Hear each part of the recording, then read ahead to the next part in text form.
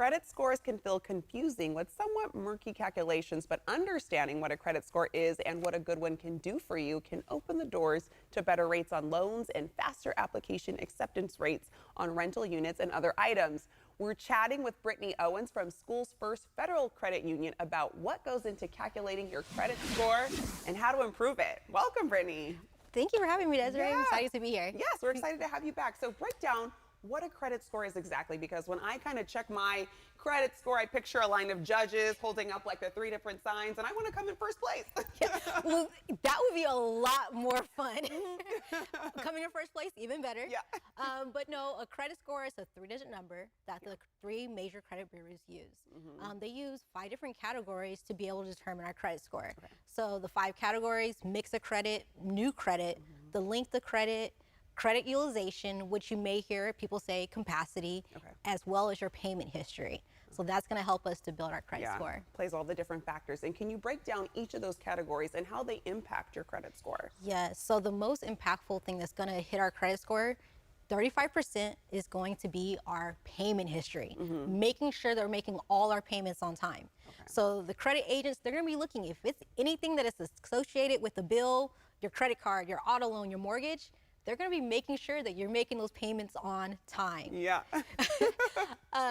Another percent is 30%. That is going to be your credit utilization, your capacity. How much money are you spending on your credit cards? Those are going to be the 2 most impactful things that's going to affect your credit. And then can you kind of give us an example of what goes into the credit usage calculation? Yeah, so with that, we can kind of think of it as, a lot of people, you're going to hear people say capacity. So think that you have a credit card, $5,000 availability. Yeah. You go shopping, back to school time, buy school supplies for your kids. Electronics. Yes, electronics.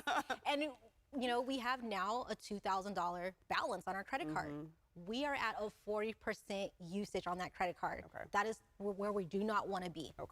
When the credit companies see that we're at 40%, our credit score comes down. We'll always want to keep our credit limits at about 30% or below.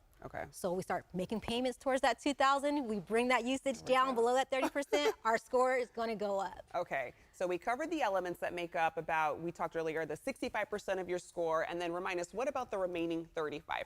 So the remaining, so we're going to look at 10% is going to go for a mix of credit.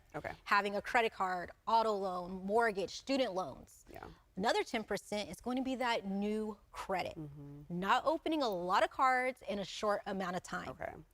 15% is going to be our payment history. Sorry, not our payment history. 15% is actually going to be our length of credit. How long have we had this credit card open? You'll want to keep your credit cards as long as possible. You're not going to want to close your credit cards a lot. Okay, good to know. And what do these bureaus consider to be a good score? So the credit ranges between 350 to 850. Most people are going to want to strive to get to that 720 because that is going to be considered good credit, prime credit. When you're having a low credit score, it can affect your financial life. You may be able to get approved for a loan, but your interest rate's going to be higher, the payments are going to be higher. So having a higher credit score, lower payments, and you're going to be able to see better interest rates on those loans. And what if, say, you have a not so great score? Can you give us some quick tips on how to improve that? Yes, so quick tips. Start at the top, that 35% payment history. Make sure you know the due date on your loans. That's the very first place. Step 1. Yeah, step 1, make sure you know the due dates. You're making those payments on time. Come up with a repayment plan to get that credit card usage paid down as quick as possible. Mix of credit, make sure you have a mix of credit available. You have credit cards, auto loans, mortgages. New credits, slow down with opening so many credit cards in a short amount of time. And for that length of credit, leave the credit cards open. If you opened a credit card when you turned 18, leave that card open. Do not close it, so you're getting that 15%. Okay, good to know. And I mean, Schoolsfirst Federal Credit Union can help. You guys have so many branch locations, correct? Yes, we have many locations in Northern California as well as Southern California. You can also go to our website, www.schoolsfirstfcu.org, and go to our advice tab. There's information there, as well as our extra credit blog. Okay, good to know. Brittany, always helping us out. Thank you so much. And like she mentioned, for more info, you can visit schoolsfirstfcu.org.